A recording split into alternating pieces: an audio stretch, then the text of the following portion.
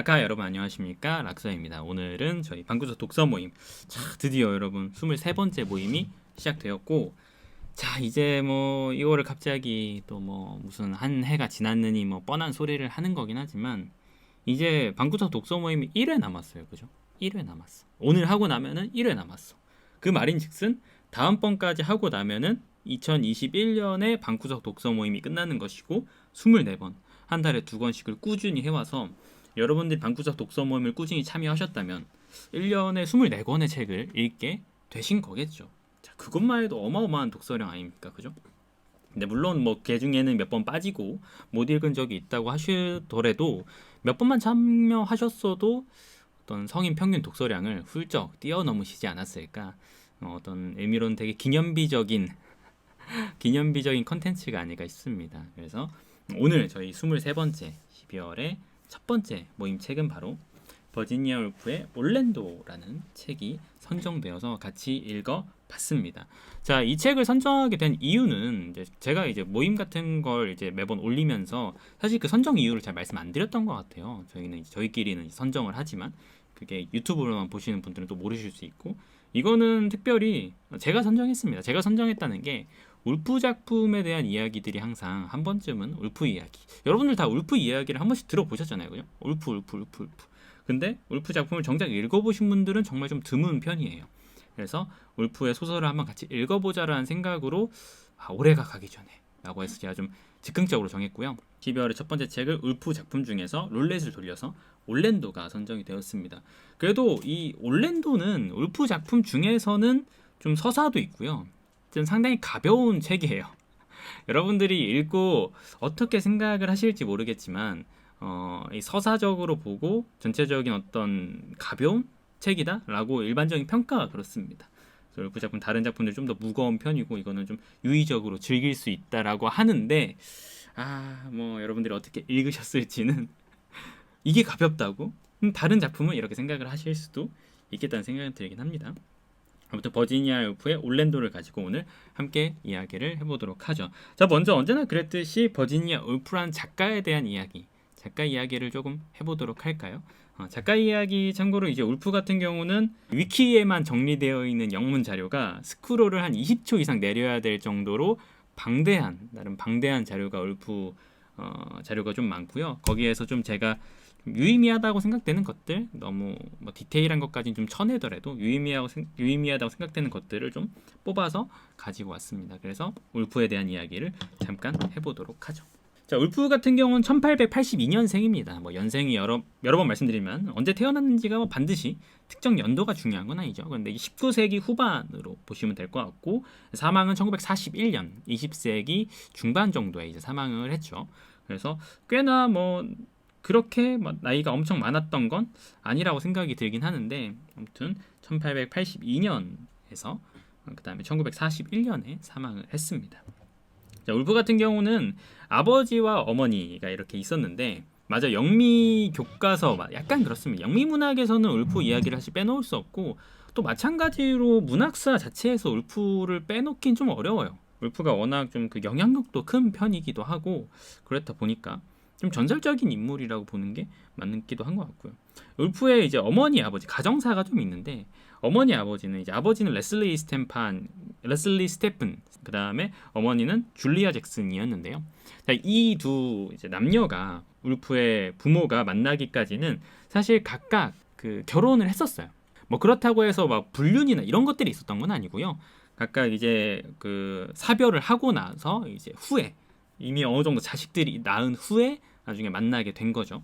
그래서 레슬리 아버지 같은 경우는 원래 이 로라 혹은 라우라라고 하는 이 딸을 낳고 이제 아내가 죽어서 그 이후에 이 줄리아 잭슨을 만나가지고 결혼을 한 거고 이 줄리아 여성 측 같은 경우는 원래 허버트 덕워스라고 해야 되나? 덕워스 이 인물을 만나서 조지, 스텔라, 제럴드 이렇게 조지, 스텔라, 제럴드 세 명의 아이를 낳고 역시 남편과 이제 헤어지고 그 다음에 레슬리와 이제 결혼을 하게 된 꽤나 나이 차이가 났던 것 같고요. 결혼 시기도 아무래도 재혼이다 보니까 나이가 좀 있었던 것 같습니다. 그때 당시에. 그리고 이 둘 사이에서 탄생한 게 첫 번째 바네사라는 이제 울프의 언니죠. 그 다음에 토비라고 보는 게 맞겠죠. 그 다음에 울프, 에이드리안 이렇게 4명의 자식이 있습니다. 근데 생각보다 좀 자식이 많죠. 왜냐면은 그러면은 전처나 이제 전 남편과의 자식까지 다 양측 가정을 합치면은 하나, 둘, 셋, 넷, 8이에요. 8. 물론 이제 좀 이 울프 가정사가 그렇게 순탄치 않아서 뭐 좀 일찍 죽은 병으로 죽고 뭐 이렇게 죽는 케이스들이 좀 있었기 때문에 그게 이제 결정적으로 울프의 멘탈에 정말 큰 영향을 미쳐요. 그렇기 때문에 뭐 좀 이렇게 죽긴 했었는데 아무튼 원래 항상 상당한 대가족이었다. 대가족이었다. 이렇게 생각을 하시면 될 것 같습니다. 맞아요. 그래서 좀 돈도 있었던 것 같기도 하고. 자, 아무튼 여기서 중요한 포인트는 뭘 아셔야 되냐면은 이미 그러니까 이복 형제라고 해야 되겠죠. 이복 형제. 또 이제 엄마 측에 원래 있던 자식들 이렇게 좀 나누어져 있다라고 생각을 하시면 될 것 같습니다. 다산의 시대, 그쵸? 이제 아이를 많이 낳던 시대. 엄마 아빠 합치면 농구 게임도 할 수 있겠다. 맞네요. 그네 농구 게임 할 수 있었네. 5대5 가능했네. 풀코트 가능했네 이거. 자, 일단 그 울프가 13살 때 어린 시절은 이제 엄마랑 이제 아버지의 밑에서 잘 자랐어요. 근데 당시에는 여러분 아셔야 되는 게 일단 홈스쿨을 받았습니다. 울프는 홈스쿨이라는 게 뭐냐면은 당연히 그 집에서 교육을 받았죠. 왜 집에서 교육을 받았을까? 아버지는 학자였고요. 되게 유명한 학자였어요. 심지어 유명한 학자였는데 왜 집에서 교육을 받았을까? 당시에는 여성의 교육 기관 자체가 별로 없었어요. 여성이 교육받을 수 있는 기회 자체가 없었습니다. 학교는 전무하고 아예 이제 대부분 가정교사나 이런 것들을 통해서만 교육을 받았어요. 여성 같은 경우는 그나마도 엘리트, 그나마도 부자 집안에서나 또 좀 이제 뭐 학자 집안이나 이런 집안에서나 가능했지 사실상 당시 시대의 여성은 교육을 못 받는다고 정규 교육 코스 자체가 없었다고 보시는 게 거의 맞는 것 같은데 그렇다 보니까 울프 역시도 홈스쿨을 받았는데요. 그쵸. 100년 전 이야기죠. 100년 전. 1882년. 그래서 홈스쿨을 받았는데 아버지가 아무래도 학자였다 보니까 울프에게 공부해라 했던 건 아닌데 자연스럽게 울프가 공부를 할 수 있는 환경 자체가 구성이 됐던 것 같아요. 왜냐하면 책이 진짜 많았고 그리고 아버지의 그러니까 집으로 놀러 온 여러 학자들의 대화들이나 이런 것들도 이제 듣게 되잖아요. 그렇다 보니까 울프 자체가 집에서 자연스럽게 아버지가 열어놓은 그 수많은 책들을 읽어가면서 탐독해 나가면서 알아서 공부하고 그리고 뭐 들으면서 이런 식으로 이제 홈스쿨을 받긴 했죠. 또 어머니가 이제 뭐 알려주기도 하고 뭐 이런 어머니 쪽도 어쨌든 울프를 교육하기도 하고 집에서 꽤나 많은 교육을 받았다고 보시면 될 것 같습니다. 근데 정규 교육을 아예 안 받은 건 아니고요. 1897년부터 1901년까지 그 킹스 컬리지 런던에 있는 킹스 컬리지에 The Ladies Department라는 여성이 다닐 수 있는 학부가 생겨요. 그래서 그때 이제 울프가 좀 다니죠. 한 4년 정도 이제 거기서 이제 뭐 클래식 같은 거 배우고 히스토리 역사 같은 거 좀 배우고 이렇게 해서 또 교육을 받긴 합니다. 근데 이 정도가 울프가 받았던 정규적인 교육이라고 보시면 될 것 같아요. 근데 이제 사실 울프에게 가장 큰 사건 중에 하나가 뭐였냐면은 일단 울프가 13살 때요. 줄리아라는 이제 엄마가 사망해요. 엄마가 이제 13살 때 엄마가 죽고 병으로 인해서 그리고 그 이후부터 스텔라 자신의 이제 언니도 사망을 하고 그리고 또 나중에 1904년에는 아버지도 사망을 해요. 아버지도 사망을 합니다. 그러니까 이 울프가 1897년부터 1904년까지를 The Seven Unhappy Years라고 이제 이야기를 했었는데 7년 동안 불운한 해들이었다, 뭐 기간이었다 이렇게 이야기를 하는데 그때 이제 가족들이 한 명씩 두 명씩 죽다 보니까 그죠 의붓언니죠 그런 이야기를 한 거고 사실 이후에도 뭐 오빠가 죽는다던가 이런 일들이 좀 있긴 했었습니다. 근데 어쨌든 이 어머니의 죽음, 뭐 아버지의 죽음으로 인해서 울프가 신경쇠약에 걸리기 시작하고 정신적으로 문제가 좀 커지기 시작하죠. 그래서 아버지의 죽음 이후에 1904년에는 어떻게도 했냐면은 창문으로 투신 자살을 기도하기도 했었습니다. 창문으로 투신 자살을 기도하기도 했었어요. 근데 이 장면이 혹시 여러분들이 울프 작품을 읽어보신 분들이라면은 미세스 델러웨이 부인이라는 작품에 보면은 셉티머스라는 캐릭터가 나와요. 그 셉티머스라는 캐릭터가 마지막쯤에 환청과 이런 것들로 정신병에 계속 시달리다가 창문에서 뛰어내려 투신 자살을 하거든요. 근데 바로 그런 장면들은 울프의 어떤 경험들을 좀 담고 있다라고 보는 게 좀 더 맞겠죠. 상당히 유사한 부분이 있고 울프 역시도 나중에 보면은 환청이나 이런 것들에 대한 두려움 그런 것들을 시달리는 이런 경험들 나와 있고 근데 비단 이제 뭐 델러웨이 부인뿐만이 아니라 정말 이제 많은 작품들에서 울프의 많은 작품들에서 이런 흔적들은 당연히 찾아보실 수 있습니다. 그래서 아무튼 가족의 죽음으로 인해서 특히 어머니의 죽음이 좀 많이 컸던 것 같긴 한데 어린 시절부터 아버지의 죽음까지 이제 겹치면서 울프가 상당히 힘든 시기를 겪었다라고 보시면 될 것 같아요. 왜냐면 어머니에 대한 애착이 되게 이제 울프가 있었거든요. 어머니를 되게 좋아했고 어머니가 약간 이상적인 여성상, 어머니상 같은 느낌, 헌신적이고 남편에게 헌신적이고 가정들을 모두 두루두루 살피는 그런 어머니였고 아버지는 아무래도 조금 약간은 가부장적이기도 했던 부분도 일도 있지만 또 동시에 진보적인 부분도 있었고요. 어쨌든 그 딸아이에게 교육을 계속 해줬다는 점에서 학자이고 그렇다 보니까 또 가정사적인 부분들은 어머니가 대체적으로 신경을 많이 썼죠. 그래서 어머니에 대한 애착이 되게 컸고 한편으로는 어머니의 관심을 더 끌고 싶기도 했고 울프 같은 경우는 근데 그런 어머니가 사망을 하다 보니까 울프 입장에선 정말 정신이 많이 피폐해진 부분이 있었죠. 아버지 역시도 울프가 정말 존경했어요. 아버지도 정말 존경했었는데 동시에 아버지의 어떤 폭군적인 모습이나 다소 가부장적인 모습 근데 그 시대의 전형적인 말씀하신 대로 전형적인 아버지의 모습도 있기 때문에 그래서 아버지에 대한 양가 감정 존경하지만 동시에 약간 미워하기도 하는 엄마를 힘들게 하고 뭐 이런 부분들에서 양가적인 감정도 가지고 있다. 이런 부분들이 울프의 어떤 어린 시절을 형성하면서 어떤 여성관, 남성관에 대한 것들도 영향을 미치지 않았나라고 생각을 해보시면 될 것 같습니다. 다만 조금 충격적인 것 중에 하나는 뭐가 있냐면 어린 시절에 이복 형제들에게 위에 이제 조지나 제럴드에게 성적 학대를 받았다는 좀 이야기가 있어요. 이 시기 울프가 이런 걸로 인해서 남성에 대한 좀 그 거부적인 것들 이런 것들이 좀 컸다. 이런 것들이 나오거든요. 왜냐하면 나중에 레너드 울프 남편이죠. 울프의 남편이 울프에게 고백해서 이제 만나자고 하고 결혼하자고 할 때 울프가 몇 번을 거절을 했었어요. 근데 그런 부분들이 이 남성에 대한 어떤 두려움이나 혐오 이런 부분들이 있지 않았나. 또 이게 얼마나 심했는지 뭐 정확한 자료가 남아있진 않지만 또 이런 정황들이 있습니다. 근데 뭐 일부 형제들이 가정의 어떤 중심적인 역할, 아버지도 돌아가시고 어머니도 돌아가시고 가정의 많은 부분을 책임지고 나머지를 이끌고 간 것도 사실이긴 하지만 어린 시절에는 이런 일들도 있었다 정도로 아시면 될 것 같습니다. 울프가 완전히 사이가 나빴다고 하긴 조금 어려운 게 실제로 이 제럴드였나? 이 제럴드가 차린 출판사에서 본인 첫 책, 추랑, 보이지아웃을 이제 출간하기도 하거든요. 그런 거다 보니까 어린 시절의 어떤 그런 경험도 있고 그렇다고 형제들과 관계가 완전히 깨진 것도 아니고 이렇다고 생각하시면 될 것 같습니다.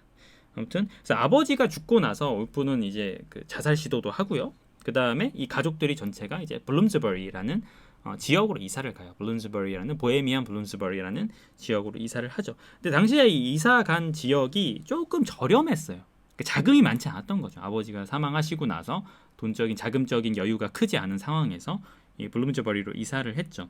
그러면서 여기에서 이제 본격적으로 말씀하신 뭐 블룸스버리 클럽이나 블룸스버리 그룹이 정확히 클럽이 아니고 블룸스버리 그룹이라든지 이런 것들이 시작해요. 사실 이게 시작한 거는 뭐냐면은 이게 되게 유명한 그룹인데 어떤 지적 교류 그룹이라고 생각하시면 돼요. 근데 되게 느슨한 끈을 가진.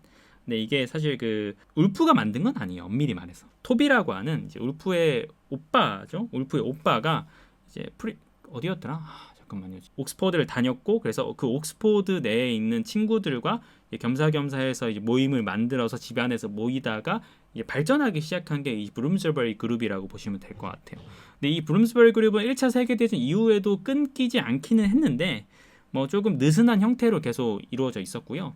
여기에 이제 많은 인물들이 좀 유명한 인물들이 좀 많이 참여했었죠. 상당히 느슨함에도 불구하고 뭐 아까 뭐 우리가 익히 아는 경제학 쪽에서 유명한 케인즈라든지 정말 많은 작가들 뭐 잠깐 참여한 걸로는 헉슬리도 있었다는 이야기도 있었고 뭐 우리가 뭐 이엠 포스터도 있었고 우리가 익히 아는 작가들 유명한 사람들이 케임브리지인가요? 어쨌든 옥스퍼드인가 케임브리지인가 정확히 기억이 안 나서 맞아 어디 유명 대학이야.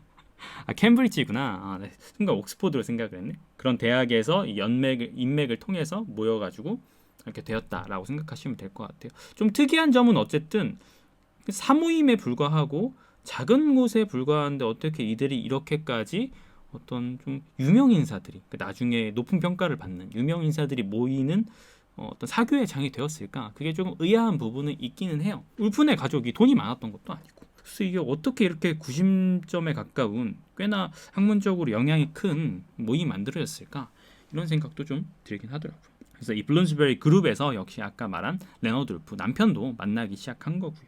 그래서 뭐 그 이후에 근데 블룸스베리 항상 계속 있진 않았고요. 피츠로이 이제 1907년에서 1911년까지는 피츠로이로 이사를 하기도 했고 뭐 이사를 다니기도 합니다. 이 시기에 이제 추랑이라는 작품을 쓰기도 했었고 그리고 아까 이제 말씀하셨던 바네사 이제 언니가 있었다고 했잖아요. 그 언니 남편인 클리브와의 추문이 울프가 있긴 했었습니다. 이거는 뭐 이야기에 따르면요, 이제 울프에 대한 안 좋은 이야기이긴 하죠. 울프가 언니가 남편 클리브랑 결혼을 하면서 언니와의 어떤 라이벌적인 구도, 언니와의 어떤 질투심 이런 것 때문인지 몰라도 이 클리브와 어느 정도의 관계를 갖고 있었다 이렇게 이야기가 하고 그걸로부터 언니 역시도 많이 스트레스를 받았다 이렇게 이야기를 하더라고요. 근데 이게 반드시 울프가 뭐 잘못했다, 뭐 잘했다고 하긴 좀 어렵긴 한데 근데 이 바네사 같은 경우도 성자유주의를 주창했던 부분이기도 하고 형부가 나쁜 놈이라고 하기는 좀 어려울 것 같아요. 왜냐면은 울프가 형부가 꼬셔서 넘어간 그런 케이스가 아니고 둘이 그런 관계를 지속한 거거든요. 뭐 울프 측에도 분명히 귀책 사유가 있지 않나 싶긴 한데 이 울프가 이후에도 그렇고 이 네오피건스가 맞나? 신이교도주의라는 이런 것들을 봐서도 울프는 약간 이런 성자유주의 성적 결정권, 좀 더 자유로운 관계 이런 것들에 대한 추구가 있었던 것 같아요. 아까 말한 신이교도주의 울프 그 나중에 만들게 되는 이 집단 내에서는 뭐 누디티라고 하는 뭐 누드로 생활을 한다던가 이런 것들도 사실 있었고요. 그래서 울프는 상당히 진보적인 측에 속했다라고 보시는 게 맞는 것 같아요. 이런 부분들은 울프와 관련된 추문 혹은 안 좋은 조금 부정적인 이야기라고 생각하실 수도 있는데 저는 언제나 생각하기에 여러분 작가들이 아무리 유명한 작가라고 하더라도요 다 착하기만 하지 않고요 다 조금씩 비뚤어지고 뭐 왜곡된 구석들이 있습니다.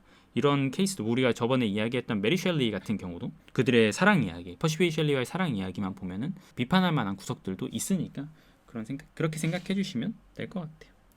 그리고 또 하나의 재미있는 요소 중에 하나가 뭐냐면은 드레드노트 호크스라고 하는 1910년의 이야기인데 드레드노트 호크스라는 1910년의 사건인데 이게 뭐냐면 드레드노트 사기라고 해요. 이게 이제 올랜도가 조금 생각나는 부분인데요. 이때 당시에 이 드레드노트라는 함선에 타면서 이 일부 울프와의 지인들이 어떻게 했냐면은 이제 당시엔 에티오피아가 아니었는데 에티오피아 왕족으로 변장을 해요. 변장을 해서 거기에 이제 귀족인 채 하고 타서 뭐 이렇게 합니다. 그게 나중에 사기로 밝혀진 거죠, 사실상. 그런 부분들, 남자로 변장했다라는 부분에서 이 올랜도의 모습도 조금 보여지는 부분이 있죠. 실제로 사진도 남아 있어요. 울프가 남장한 사진도. 그때 당시에 이제 그 에티오피아 왕족으로 이 일행들이 한 5명 이 정도가 이제 가장 변장을 하고 그 배에 타가지고 그랬던 케이스도 있다. 이런 이야기도 있습니다. 그리고 아까 말한 대로 레너드 울프와의 결혼. 사실 이 시기 이후로 울프가 좀 많이 안정됐다? 작품 활동이 좀 많아졌다라고 보는 건 맞는 것 같아요. 왜냐하면 레너드 울프 남편과 결혼하고 나서 남편이 울프에게 좀 전적인 지원을 해줍니다. 뭐 이거는 다른 영화들이나 울프를 다룬 영화들 뭐 이런 데에서도 많이 나오긴 하는데 남편이 울프에게 되게 헌신적이었던 것 같아요.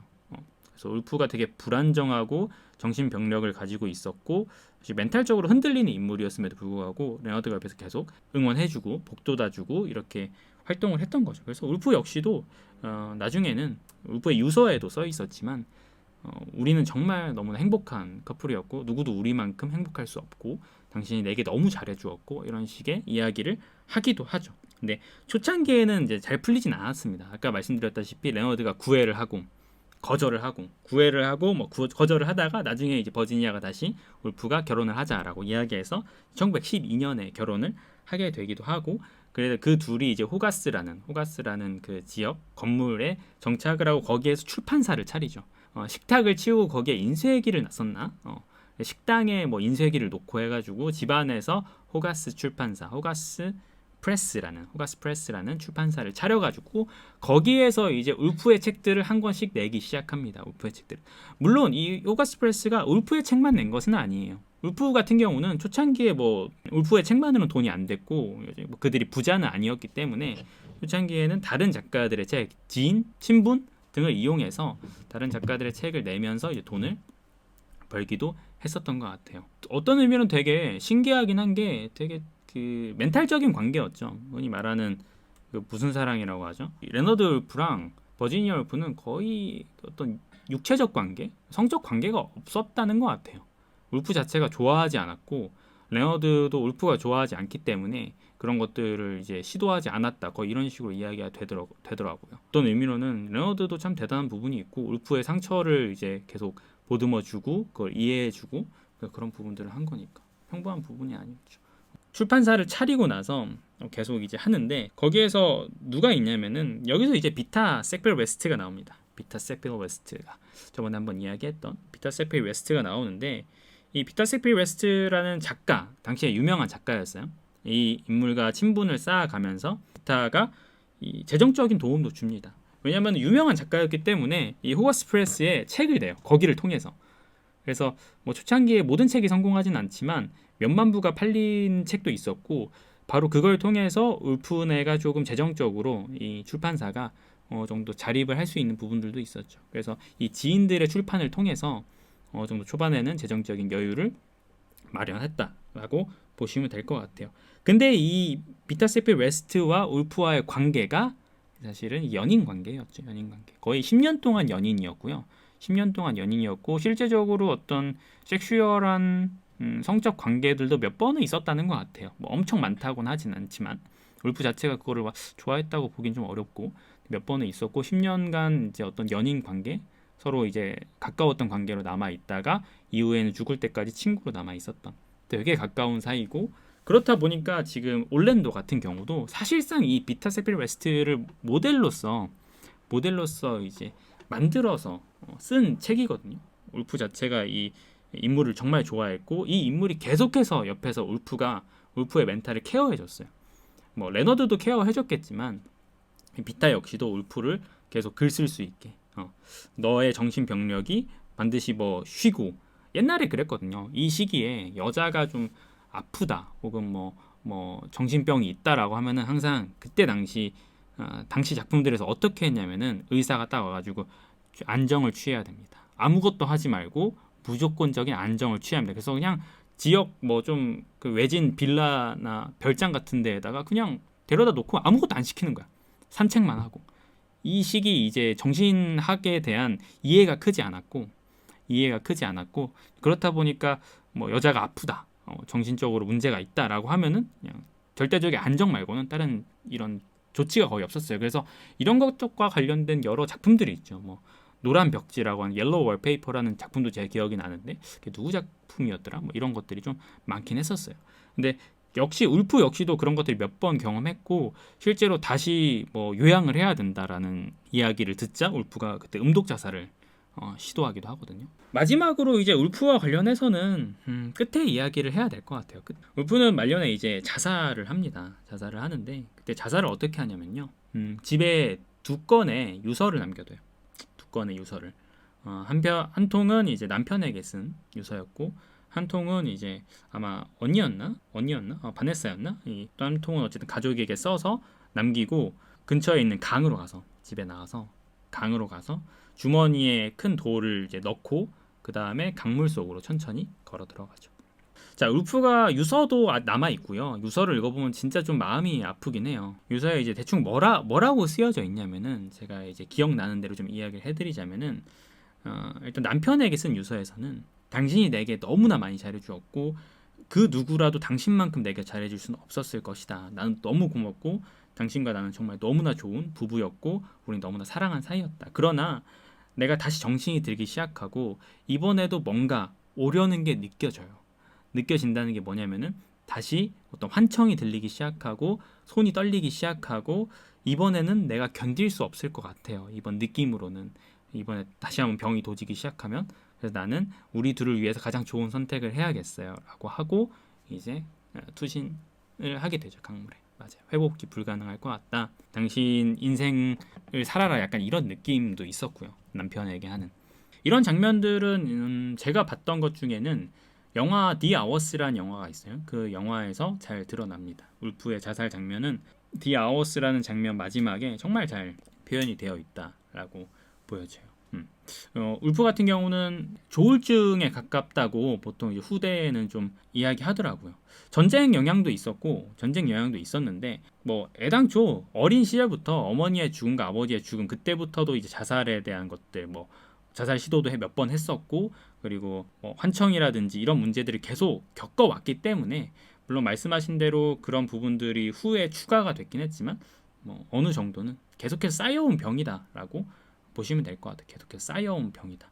아까 말한 대로 디 아워스라는 영화에 나와 있는데 그 디 아워스는 원래 이 울프가 미세스 델러웨이라는 작품을 쓸 때 그 작품의 다른 가제를 디 아워스로 생각했고 근데 결국에는 델러웨이 부인으로 나왔죠.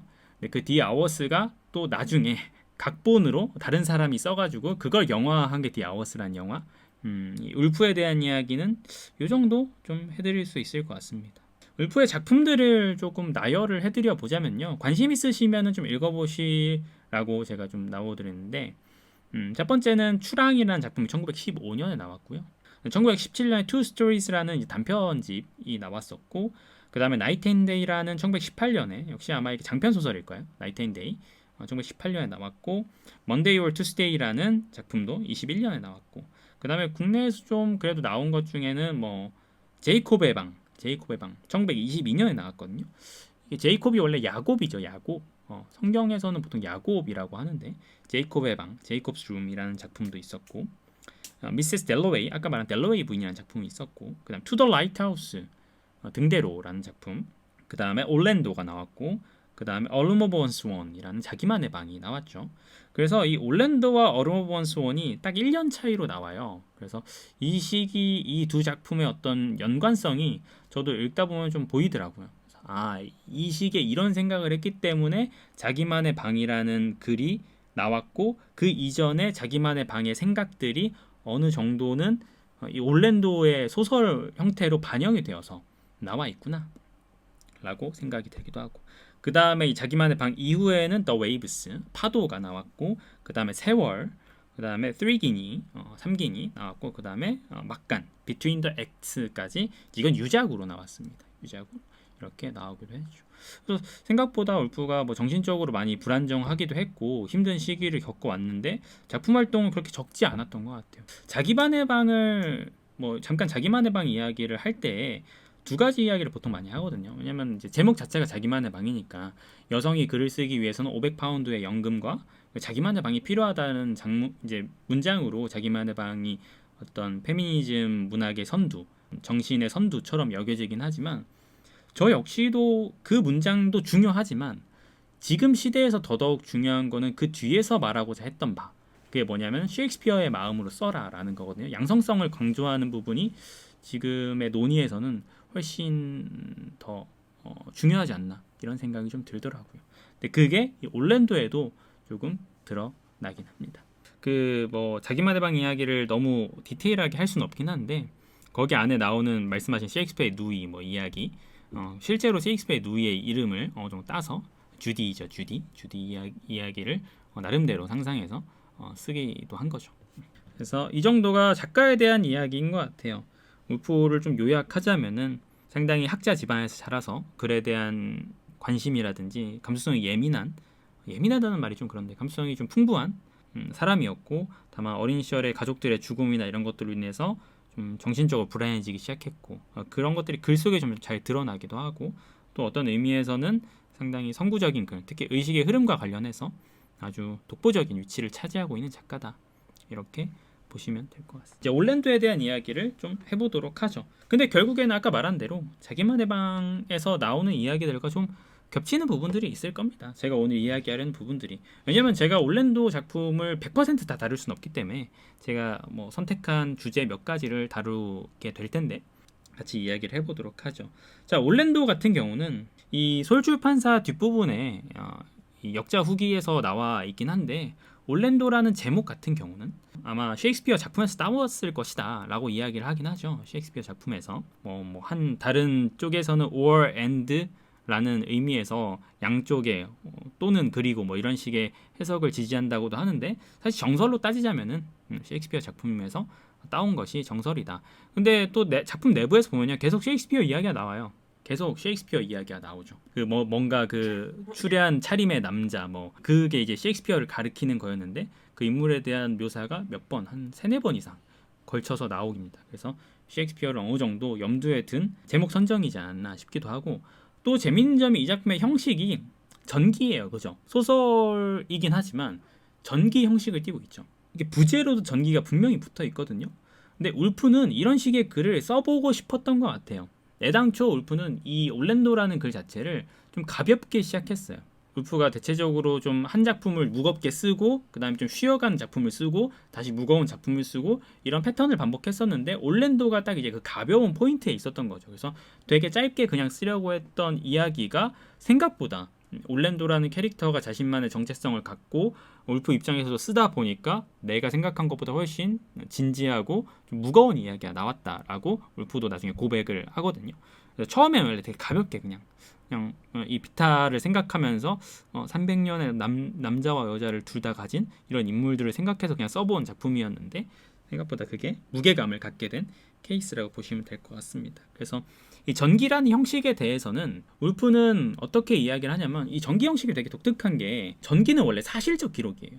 아시죠? 전기는 원래 그 시대의 흐름을 몇 년도에는 무슨 일이 있었고, 그래서 어떤 일이 있었고, 그 다음 해에는 언제에는 이런 일이 있었고, 원래 전기라는 건 이런 거거든요. 그대로 그 인물의 행적들을 쫓아가면서 현재까지 오는, 어찌 보면 직선에 가까운 형태가 전기 글이라는 건데, 자, 그거를 이제 울프는 별로 좋아하지 않았던 것 같아요. 현실이라는 것은 절대 그렇지 않다. 울프가 인식하는 현실이라는 것은 이렇게 일직선으로 가는 형태가 아니라 어떤 의식에 따라서 그냥 둥근 전등 같은 그런 이미지라는 거죠. 그래서 반드시 이 전기라는 것이 사실을 드러내면서 일방향적인 과거에서 현재로 가는 이런 사건을 나열하는 형식으로는 될 수 없다라고 울프는 전기의 형식에 대한 형식 자체에 대한 의문을 좀 던졌었고, 그래서 그 부분에서 울프가 계속 시도했던 게 뭐냐면은, 진실이라는 것은 전기를 씀에 있어서 두 가지가 있는데, 진실이라는 게 있고 인격이라는 것이 있다. 전기를 쓸 때 진실은 뭐냐면은 있는 그대로의 사실이고, 인격이라는 것은 전기 대상이 되는 그 인물의 어떤 인격을 나타내는 것인데, 그 두 가지가 비유하자면은 진실은 화강암과 같은 것, 딱딱하고 단단한 것이고, 인격이라는 것은 무지개와 같은 것이다. 색깔이 다채롭고 그러나 실체가 좀 모호한 것이다. 그럼 이 전기는 결국 이 진실과 인격, 화강암과 무지개를 적절히 조화시켜서 풀어내는 것인데, 그것이 어떻게 가능할 것인가? 그거를 고민해야 된다라고 이제 울프가 이야기한 적이 있을 정도로 새로운 전기를 남겨보고자 했던 울프의 시도가 아니었을까.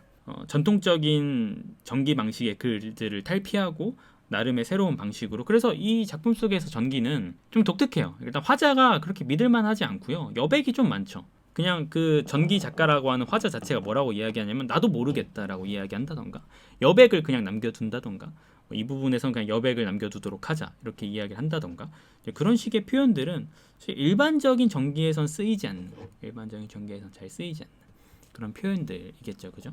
그래서 전기에 대한 이야기를 잠깐 해봤고, 문체에 대해나 문장 방식에 대한 이야기를 해보자면, 이 작품 역시도 어느 정도는 의식의 흐름이 쓰여 있다라고 볼 수 있겠죠. 왜냐하면 이야기의 주제나 글들이 자꾸 이쪽 저쪽으로 튀잖아요. 이 의식의 흐름에 따라서.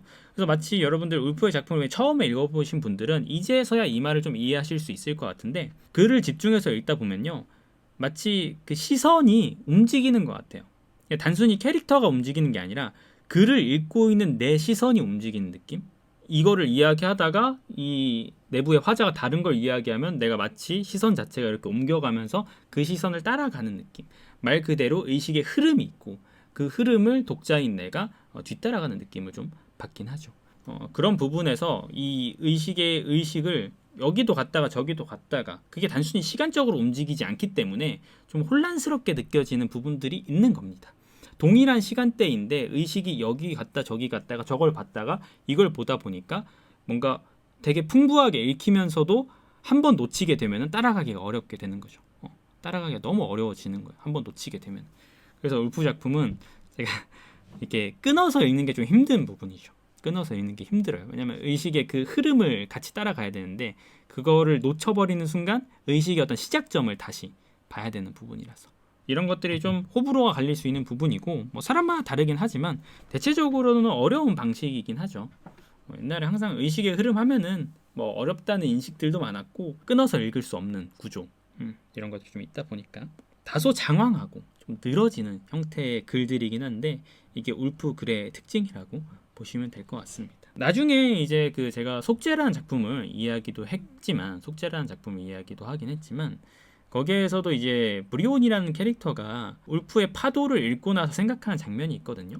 근데 거기서 어떤 이야기가 나오냐면요. 이게 어느 정도 울프의 인식 방법, 삶을 인식하는 방법을 드러냈다고 또 문체 방식을 드러냈다고 표현이 되어지는데 예를 들어서 이제 어떠한 현상 앞에 보이는 것, 어떤 새가 물에 있는 송사리를 잡아서 낚아채는 그 장면, 그 순간, 찰나의 순간을 온전히 묘사할 수 있다면은 새로운 글쓰기가 될 것이다. 이런 식으로 이 이언 맥케언의 속죄라는 작품에서 이야기를 하거든요. 마찬가지로 울프 역시도 그 한순간의 어떤 정경들 속에서 찰나의 순간을 의식의 흐름을 통해서 묘사하려고 하는 거죠. 이미지 안에서 좀 풍부하게 이미지를 이렇게 그냥 찍은 형태가 아니라 그 안에서 이렇게 돌고 도는 의식들을 이제 순간을 최대한 자세하게 사실적으로 나타내 보려고 이야기를 하는 거죠. 뭐 말씀하신 것처럼 어떤 사건이나 액션 자체보다는 인간 내면의 흐름이나 의식 이런 것들에 좀 집중하고 그 순간을 온전히 나타냄으로써 무언가를 포착할 수 있지 않을까라는 게 울프의 생각이지 않았을까 싶어요. 이후에 의식의 흐름 자체를 쓴다는 것이 이것이야말로 현실을 가장 잘 드러내는 방식 아닐까? 이것이야말로 리얼리티가 아닐까? 이렇게 이야기를 한다고 봐도 무방하거든요. 우리가 실제로 현실을 인식하는 방식이 여러분 생각해보면은 제가 예를 들어서 아침에 뭐 어디를 갔다가 집에 올 때 뭐 혹은 지하철을 타고 이동할 때 그 문장이 단순히 지하철을 타고 어디에서 타서 어디에서 이동했다라고 볼 수도 있지만 여러분들이 그 이동하는 시간 동안 지하철 카드를 찍고 이동하는 시간 동안 지하철을 타는 행위만 하진 않거든요. 여러분들 그 시간 동안의 머릿속에는 정말 다양한 생각들이 계속 발생하잖아요. 카드를 찍으면서도 집에 설거지 해놨나? 가스 꺼놓고 왔나? 내일 밥 어떻게 하지? 이런 생각들이 계속 끊임없이 섞인단 말이에요. 바로 그런 순간들을 제대로 나타내는 것이 그 인물을 나타내고 또 어떤 현실 자체를 더 반영할 수 있는 것이 아니겠느냐라고 하는 게 어떤 이 울프의 문체를 이해하는 시선이라고 보시면 될 것 같습니다. 맞아요. 그 그림으로 보자면은 저렇게 말씀해 주신 것처럼 순간순간적으로 변하는 그 모든 것들을 반영하려고 하는 시도라고 생각해 보시면 될 것 같습니다. 그래서 이런 것들이 사실 이거 올랜도에만 드러나는 것은 아니고 이 울프 작품에 전반적으로 드러나는 형식이라고 보시면 될 것 같아요. 울프 작품에 그래서 뭐 등대로도 그렇고 파도도 그렇고 뭐 델러웨이 부인도 그렇고 다른 작품에도 계속 그렇습니다. 아니 이거 이야기하다가 갑자기 하늘에 비행기가 지나가 비행기를 딱 봐요. 비행기 광고가 뭐 토피가 지나가면 토피 이야기를 하다가 저기서 쾅 소리가 들리면은 저기를 봐. 자동차 사고가 났네. 저기 타 있는 사람은 누구지? 누구인가? 막 이런 이야기들이 계속 오가거든요. 이런 것들 이해하면은 다음번 울프 작품을 읽으실 때에는 원래 이런 스타일이구나라고 당황을 좀 덜 하시지 않을까 생각이 들긴 합니다. 올랜도에 대한 이야기를 이제 좀 해볼까요? 올랜도에 대한 이야기를 맞아요. 체험하는 VR 체험. 맞아. VR 체험이라는 표현이 되게 잘 어울리네요. 버지니아 울프 책은 어떤 이미지 자체가 판형을 보는 것이 아니라 2D를 보는 것이 아니라 3D, VR을 보고 느끼는 것과 같은 그런 감각이 좀 있죠. 오늘 올랜도에 관련한 이야기를 좀 해볼까 해요. 어떤 걸 이야기해야 될까 싶긴 한데 일단 제가 오늘 생각한 올랜도에서 가장 큰 주제 중에 하나는 양성성이거든요. 양성성. 왜냐면 이 작품 자체가 성전환이 들어가잖아요. 남성이었다가 여성으로 전환하는 그리고 또 나중에 크로스 드레서로서 남성이 됐다가도 여성이 됐다가도 이런 것들을 계속 반복하는 작품이잖아요. 근데 이런 부분들이 많이 강조가 돼 있는 작품이다 보니까 거기에 좀 집중을 해보고 싶긴 한데 뭐 작품의 내용을 조금 간단하게 이야기해보자면은 처음 부분에서는 이제 사실 어렸을 때 엘리자베스 여왕의 사랑을 받는 총화에서 어떤 사샤라는 이제 러시아 공주죠. 공주를 만나서 사랑에 대한 감정, 욕구라고 할 수도 있고요. 그런 것들을 좀 깨치게 되는데 그것들이 한순간에 사라지고 갖고 싶은 명예나 이런 것들에 대한 집착을 보이다가 그 이후에 여성으로 변모하고 그다음에 집시 생활을 거치고 결혼과 아이를 낳고 여성이 되고 나서 다시 시에 대한 이야기 나왔다가 마무리가 된다고 보시면 될 것 같은데 자, 이 부분에서 여성이 변하는 포인트 있잖아요. 여성이 변하는 포인트가 사실상 이 올랜도의 어떤 명예라든지 이 커리어의 정점에 가깝거든요. 커리어의 정점, 대공직위를 받나 그랬나 어쨌든 직위를 받잖아요. 그 부분이 이 올랜도의 커리어의 정점인데 바로 그 순간에 이 여성으로 변한단 말이에요. 이런 부분들은 어떤 남성적인 부분, 그러니까 특히 과거의 명예나 이런 직위나 이런 것들이 항상 남성 영역에 속한 거다 보니까 그런 것들에 집착하는 남성적인 영역에서 극한까지 들어갔다가 빠져나오는 장면, 그 부분에서 어떤 뭐 허망함을 느꼈다든지 그런 부분에서 공작이구나, 공작. 듀크면 공작이죠. 그 부분에서 여성을 변하는 포인트가 된다고 보는데, 좀 재미있는 부분이 이름이 정확히 기억나진 않는데 거기서 원래 여성으로 변모하기 전에 밤에 창문에 줄을 두고 여성이 올라가죠. 여성이. 그 여성이랑 뭐 결혼하고 이야기가 나오죠. 근데 그게 약간 위치 같은, 마녀 같은 느낌을 준다고 해요. 그래서 뭐 한간에는 그 여성이 이제 마녀였고, 마녀 역할을 해서 그 여성의 어떤 주문이나 주술을 통해서 그 밤에 올랜도가 여성으로 변모하게 되었다라고 이야기를 하는데, 그냥 재미로 보자면은 뭐 완전히 그냥 이상한 의견도 아니라고 생각 드는 게, 이 인물을 어느 정도 모티브가 있긴 하거든요. 약간 집시적인 이미지를 일부러 섞어 넣기도 했었고, 이 인물 같은 경우는 원래 비타섹비 레스트의 조모예요, 조모. 할머니 이름을 갖다 쓴 거예요, 할머니 이름을. 그 할머니가 스페인 태생이었고 스페인의 댄서였다고 해요. 스페인의 댄서였는데 그런 부분들은 판타지적이기도 하지만 마녀 느낌을 넣어가지고 하지 않았나 싶더라고요. 이 올랜도의 어떤 변화와 성장을 볼 수 있는 게 이 300년에 걸친 변화와 성장을 보는 게 이 작품의 기본 플롯이라고 하면은 플롯인데, 아까 말씀드렸다시피 올랜도 내에서 변화하는 이 성 전환들은 두 성을 모두 이해하게 되는 포인트가 되는 거예요. 두 성에 대한 이해로 사실 이러한 성전환이 이어지는데, 초창기에 올랜도는 어쨌든 남성으로서 남성의 삶에 대한 인식, 뭐 명예라든지 이런 부분들의 인식이 들어갔다가 여성이 되고 나니까 뭐 남자 자체도 조금 더 이해하게 되고 여성 자체도 더 이해하게 되는 부분들이 있었죠. 여성은 이런 부분들이 있고 여성은 이런 역할을 담당하고, 이게 왜 자기만의 방으로 이어지고 양성성으로 이어지냐면은 후반부에 보자면은 결국에 올랜도란 인물이 남성이 됐다가도 여성이 됐다가도 남성이 됐다가 여성이 됐다가도 이렇게 계속 반복하는 이유가 뭐냐면 한 성으로 고착하지 않는 형태라고 보시면 될 것 같아요. 남자만이 되거나 여자만이 되는 것이 아니라 두 양성성을 모두 가지고 있는 그런 형태를 보여지는 거죠. 글쓰기, 특히 자기만의 방에서는 양성적인 글쓰기를 되게 강조하는데, 그게 뭐냐면은 예를 들어 자신의 성을 의식하지 말아야 된다는 거예요. 울프는. 이 올랜도에서도 마찬가지예요. 올랜도에서도 뭐 이 참나무 오크와 관련된 시를 씀에 있어서도 자신의 성을 너무 의식해서는 안 된다라는 게 울프가 양성성과 관련돼서 강조하고자 하는 바예요.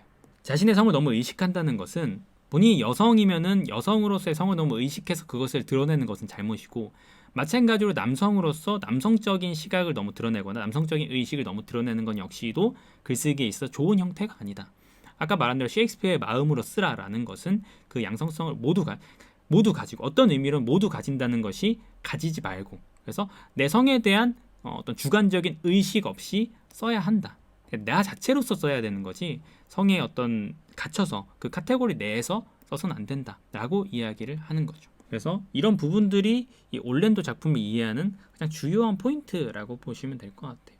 그래서 계속적으로 작품 속에서 비교하잖아요. 남자는 어떻고 여자는 어떻고, 남자는 이렇고 여자는 이렇고. 근데 그 과정들이 물론 이제 그 시대를 비판하고 풍자하고자 하는 건 있어요. 당시의 가부장적인 시대라든지 여러 모순들, 잘못된 모습들, 울프가 보기에 이런 것들을 풍자하는 부분들은 있지만, 단순히 뭐 남자가 잘못됐고 혹은 여자가 뭐 잘못됐고 이런 것들을 이야기하고자 하진 않거든요. 그 두 가지 성을 계속 오가면서 같이 이야기를 하려고 하는 것이지. 그래서 자기만의 방의 이야기를 계속 같이 하게 되는데, 자기만의 방에서 울프가 비판했던 인물들 중에 하나가 브론테였는데, 브론테를 왜 비판을 했었냐면은 브론테가 글을 쓸 때, 제인 에어에서 그랬을 거예요. 글을 쓸 때 일부분에서 작가 본인이 본인의 성을 의식해서 자신의 모습을 드러내서 글을 썼다 라고 이야기를 하거든요. 그런 부분들이 브론테의 글에 좀 아쉬운 부분이고, 그에 반해서 이제 오스틴 이야기, 제인 오스틴 이야기를 하면서 그녀의 글이 좋은 점 중에 하나는 자신의 성에 대해서 쓰긴 쓰지만 그것들을 너무 그 안에 갇혀서 쓰지 않았다 라고도 이야기를 해서 그 둘을 비교하기도 하거든요. 글을 쓸 때에는 혹은 행동을 할 때, 뭐 생각을 할 때 어떤 부분에서든, 주로 이제 울프는 글쓰기에 관련해서 이야기를 하긴 했었지만 자신의 성을 너무 의식하지 않아야 된다 단순히 이게 성 중립적인 태도를 가져라라는 건 아니에요. 그래서 두 성에 대한 이해가 같이 들어가야 한다. 남성적인 시각이 반드시 옳은 게 당연히 아니고 여성적인 시각이 그렇다고 해서 반드시 옳은 것도 아니고 두 성이 모두 균형 있게 다뤄져야지 제대로 된 글을, 좋은 글을 쓸 수 있다. 좋은 글을, 울프가 원하는 글을 쓸 수 있다. 그래서 앞에서도 말씀드렸던 진실과 인격을 섞으려고 전기에서 섞으려고 했던 시도라든지 아니면 울프가 자신의 소설을 관련해서 내 소설은 분명히 기존 소설들과는 다른데 내 소설만을 위해서 내 소설을 지칭할 수 있는 새로운 개념이 필요하지 않을까라고도 이야기했거든요. 마찬가지로 울프는 계속 어떤 그 양가적인 부분에서의 조화, 새로운 시도, 새로운 도출 이런 것들을 계속 원했던 것 같아요. 여기에선 양성성으로 드러나고 아까 말한 뭐 진실과 인격을 섞으려는 시도라든지 아니면은 뭐 소설과 뭐 산문 뭐 이런 것들이 섞으려는 시도라든지 이런 부분들을 계속 하지 않았을까 싶더라고요. 울프는 참 대단한 작가긴 하죠. 읽어보면은 정말 뭐 때로는 따라가기가 힘들긴 한데 도대체 무슨 생각하는 건지 이렇게 해야 작가가 되는 건가 싶긴 하지만 아무튼 울프가 갖고 있는 생각들은 분명히 시대를 뛰어넘은 부분들이 좀 있었던 것 같다. 맞아요. 그런 사실 이 그 소재 자체가 좀 도발적이기도 했고요. 소재 자체가 좀 독특하기도 했었죠, 그죠? 성별이 바뀌어도 올랜도의 귀족 취향의 정체성을 유지한다. 그렇기도 하네요. 생각해 보니까 집시적인 생활을 버티지 못하고 결국엔 나왔으니까. 근데 또 막판에는 집시가 했던 말을 다시 한번 떠올리잖아요, 그죠? 집시가 했던 말을 다시 한번 떠올리잖아요. 뭐 400년 된 뭐가 무슨 필요하며 이런 말을 다시 떠올리는 거 봐서는 또 한번 거기에서 약간의 트위스트를 준 게 아닐까. 그래, 과연 이런 삶의 마지막에, 삶의 끝에서 이 긴 생애에서 그런 것들이 과연 무슨 의미가 있을까? 이런 이야기도 좀 같이 볼 수 있을 것 같기도 하고. 작품의 마지막에 여러분 기러기가 나오죠. 기러기. 혹은 거위로 나올 수도 있고요. 근데 저는 찾아보면서 제일 놀랬던 것 중에 하나가요. 여러분 뭐였냐면 여러분 거위랑 기러기가 같은 건 줄 아셨어요? 저 솔직히 몰랐어. 난 거위랑 기러기가 같은 건 줄 몰랐어. 난 거위랑 기러기가 다른 건 줄 알았는데 거위 이야기를 하는데 왜 여기선 기러기지? 근데 기러기인데 왜 여기는 거위지라는데 알고 보니까 거위랑 기러기가 같은 거예요. 거위는 기러기가 가금화된 거예요. 가금화된 거. 기러기를 그러니까 야생 기러기를 가축화시킨 것이 거위라고 하더라고요. 이게 최초의 조류를 가축화시킨 것이고. 전 몰랐어요. 찾아보고 알았어 이번에. 그래서 이상하다. 왜 거위 이야기하는데 왜 기러기라고 마지막에 번역이 되지? 라고 했는데 알고 보니까 같은 거라고 하더라고요. 기러기를 잡아다가 가금화 시킨 게 종을 조금 이제 가금화 시켜서 바꾼 게 이제 거위라고 하더라고요. 맞아요. 찾아보면 나와요. 검색해 보십시오, 여러분. 똑같이 구스입니다. 똑같이 구스예요. 그러니까 이제 그 가금화 시키는 과정에서 이제 좀 바꾼 거겠죠. 인류가 처음으로 시도한 조류의 축산화이고 그 부분에서 이제 계속적인 개량을 거치지 않았을까 싶었는데 종은 기본적으로 원래는 같다. 그래서 마지막에 여러분 기러기 이야기가 나오죠. 기러기가 막 이제 떠도는 이야기가 나오죠. 약간 무슨 그게 이게 죽을 때가 됐나 환상을 보는 것 같지라는 생각이 좀 들긴 하는데 기러기가 떠돌고 계속적으로 작품 속에서 뭐 기러기나 거위 이야기가 나오는데 그것에 대한 비유는 여러 이제 뭐 해석이 있긴 합니다만 한편으로는 이제 찾아본 바에서는 문학적 열망, 문학적 완성도, 그러니까 최고의 어떤 문학이라는 그 상위 가치에 대한 비유가 아니었을까 이런 이야기를 하더라고요. 그래서 비록 이제 비타 섹비레스트는 이러한 바를 모르고 도대체 거위가 의미하는 게 뭐야라고 자기 남편에게 편지도 썼다라고 이야기는 하지만 결코 다다르지 못하는 어떤 문학적 정수 그런 부분들을 이 기러기나 거위로 이 울프가 이 작품에서 비유한 것이 아닐까. 근데 뭐 다른 의견들은 당연히 뭐 죽음이라든지 삶이라든지 잡을 수 없는 무언가로 이제 비유하기도 했었겠죠. 상징하는 바가 좀 여러 부분으로 해석이 될 수 있을 것 같아요. 이 작품 자체가 좀 공백이 좀 있는 편이고 말은 장황하고 그렇긴 한데 중요한 포인트에서 몇 부분에 분명히 전기화자라는 형식을 이용하면서 의도적인 공백을 섞어놨기 때문에 그쵸? 셀은 약간 문학적 장치라고 보는 게 맞는 것 같아요. 셀 자체가 별로 이제 목소리 자체가 없잖아요. 그 인물이 약간은 이 인물은 문학적인 장치 같은 인물. 어떤 올랜도 내부에 있는 양성성 중에서 남성성을 꺼집어내서 당시에 이제 결혼 문화를 풍자하기 위한 형태로 드러낸 것이 아닐까.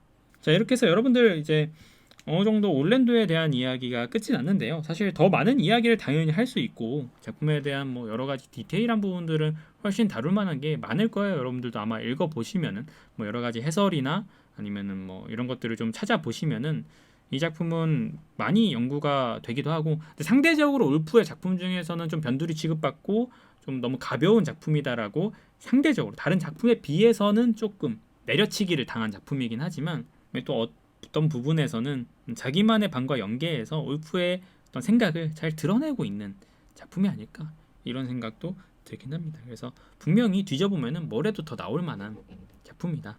근데 오늘 경험을 통해서 여러분들이 울프의 다른 작품들도 읽어보고 싶다라고 생각하시면은, 저는 델러웨이 부인이 좀 짧은 편이니까 추천드리고, 뭐 그 외에 파도나 등대로가 대표적으로 유명할 거예요. 사실 제가 울프의 작품 하면 딱 떠오르는 게, 추랑은 데뷔작이라서 좀 유명하다고 하지만 제일 보통 유명하다고 하면 등대로 아니면 파도가 아닐까 싶어요. 자기만의 방은 에세이 중에서 소설이라고 하면은 파도랑 등대로, 에세이는 당연히 자기만의 방, 보통 쓰리기니가 같이 들어가긴 하지만 이렇게 좀 생각이 되지 않나 싶긴 합니다. 나중에 기회가 되시면 좀 읽어보시면 좋을 것 같고요. 울프의 삶도 그렇죠. 들어보시니까 좀 다사다난했던 삶이었다. 근데 한편으로는 내가 만약에 어떤 작가로서 성장하기 위해서 뭐 어떤 이런 울프의 삶을 대입시켜서 내가 이런 삶을 살 수 있을까 하면 너무 힘들 것 같다 생각도 들기도 하고, 밤가낫도 있죠. 근데 국내에서는 밤가낫이 번역은 되어 있거든요. 솔출판사에서도 이 밤가낫이 번역은 되어 있는데, 대중적으로 울프 작품 하면은 먼저 떠오르는 편은 아닌 것 같아서 보통 등대로나 파도, 자기만의 방, 더하면은 이제 델러웨이 부인까지 정도가 울프 작품에서 가장 유명한 케이스가 아닐까 싶어요. 거기 하나 더 더하면 추랑, 보이지 아웃, 추랑까지. 올랜도도 뭐 유명하다고는 할 수 있긴 한데. 네, 수고하셨고 오늘 모임은 여기까지 하도록 하겠습니다. 제가 다소 좀 어떤 의미론 독재적으로 울프 작품을 올해 가기 전에 한번 읽어보고 싶다라고 생각해서 선택을 했어요. 울프 작품을. 여러분들 좀 힘드셨을 수도 있겠다 생각이 들긴 하는데, 그래도 올해 가기 전에 뭐 여러분들 인생의 처음으로 그래도 울프 한번 읽어봤다, 울프가 어떤 시기인지는 약간 뭐 한 1% 너무 적다, 한 10%라도 감을 잡겠더라 라고 하시면은 그것만으로 좀 충분한 것 같고요. 울프 작품이 주는 영향, 다른 작품을 읽으실 때에도 버지니아 울프가 언급되는 혹은 드러나는 그런 표현들을 이제는 조금 보실 수도 있지 않을까 생각이 들어요. 실제로 버지니아 울프에게 영향을 받았다고 주장하는 작가들, 버지니아 울프를 언급한 작가들은, 현대 작가들은 사실 너무 많아서 셀 수가 없을 정도거든요. 정말 많습니다. 우리가 익히 아는 마르케스부터 시작해서 유명한 작가들이 질비해요. 버지니아 울프의 영향을 받았다고 하는 그런 부분에서 이제 어느 정도는 그런 의미, 울프가 어떤 방식의 영향을 줬을까 또 아실 수 있지 않을까 생각이 듭니다. 비록 좀 불운한 생애, 좀 정신병으로 좀 힘든 생애를 겪었지만 그녀가 남긴 문학 자체는 아직도, 그리고 앞으로 한 100년 뒤에도 여전하지 않을까 싶긴 합니다. 수고하셨고 이제 우리는 올해의 마지막 책을 정하러 가보도록 합시다. 모임 들어주시나 수고하셨습니다, 여러분. 이건 내년에 올라가겠죠. 다음에 2022년 잘 보내고 계신가요? 수고하셨고 다음에 또 뵙도록 합시다. 락박.